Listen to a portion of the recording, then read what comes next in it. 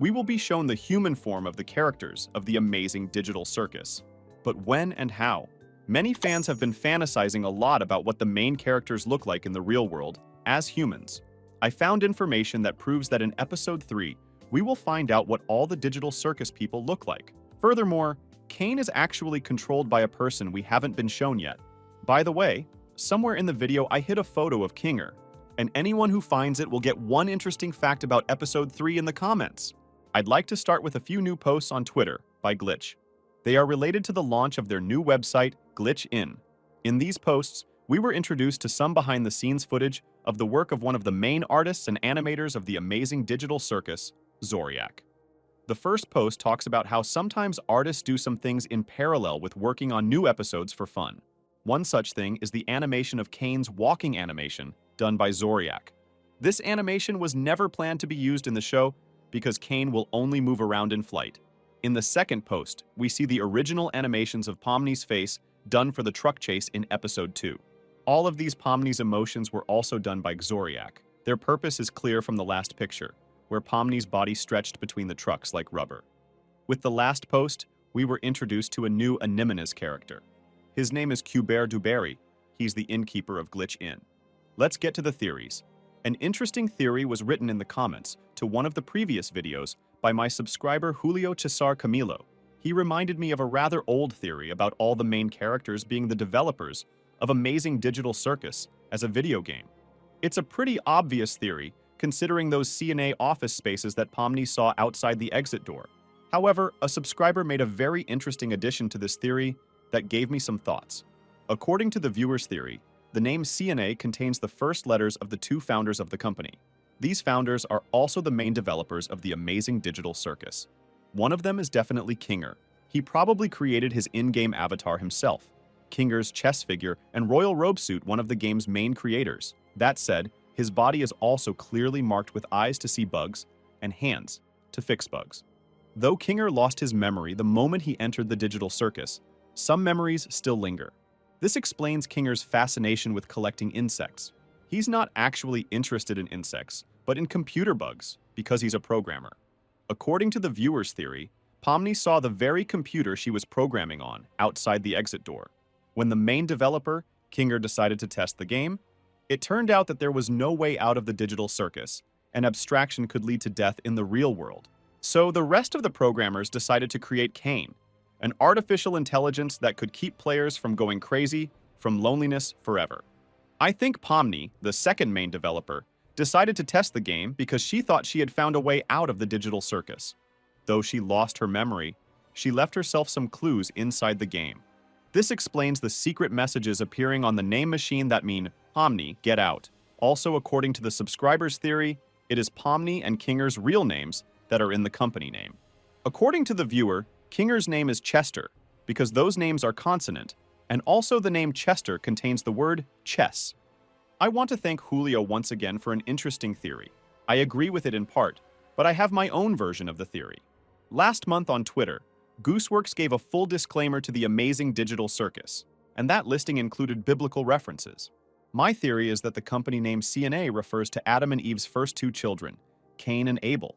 I also believe these are the names of the two main developers at CNA. Only in my version, Kinger's name is actually Abel, and the other developer named Caine is the Caine we know in the amazing Digital Circus. However, we've been told many times that Caine in Digital Circus is not a human, but an artificial intelligence. My theory is that Caine is not wearing a VR helmet in the real world and is not playing as Caine within the game itself. But nevertheless, Caine is his avatar, and he can give commands to the artificial intelligence while remaining in the real world. The real Caine doesn't yet know how to free the people in the Digital Circus. He knows that anyone inside can go insane and abstract, so he creates new adventures to distract people from disturbing thoughts. He himself is only able to isolate the abstracted players from the rest of the world as a last resort.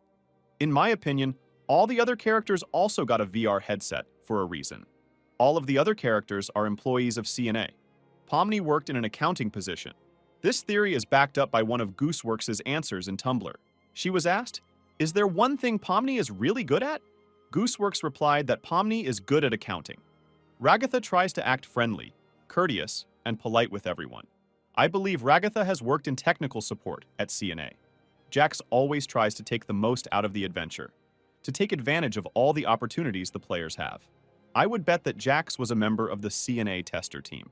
On Tumblr, Gooseworks was asked a long time ago which character would be the best bartender. Gooseworks answered that it was Zooble. This led me to believe that Zooble worked in the cafeteria of the CNA office building. Who Gangle worked for is the hardest to guess. I think the look of each character in Digital Circus reflects their true character traits. A key detail of Gangle's image is her masks of joy and sadness. This could mean that Gangle is quite a creative person. At CNA, she could have been a game designer. Now let's discuss what happens in Episode 3. On Tumblr, Gooseworks has said more than once that she has the best expectations for the third episode specifically.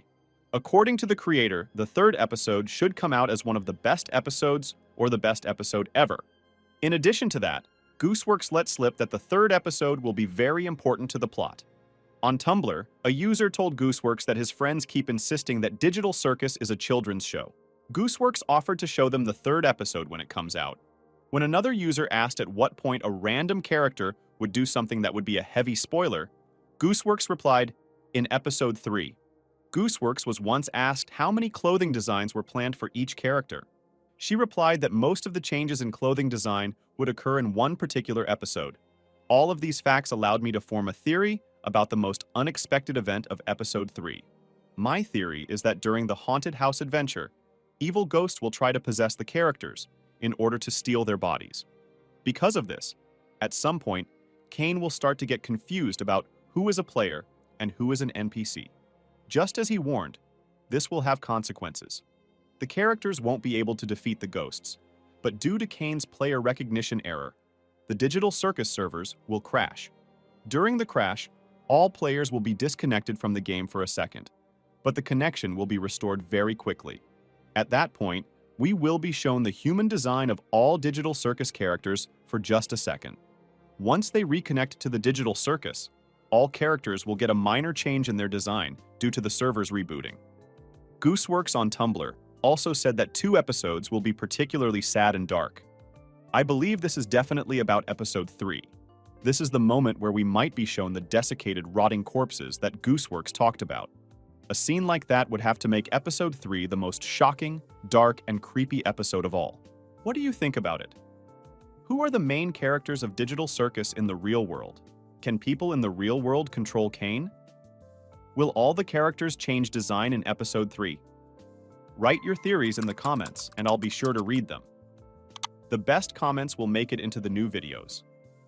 Also, don't forget to give this video a like and subscribe to the channel. Best of luck to everyone, and bye-bye.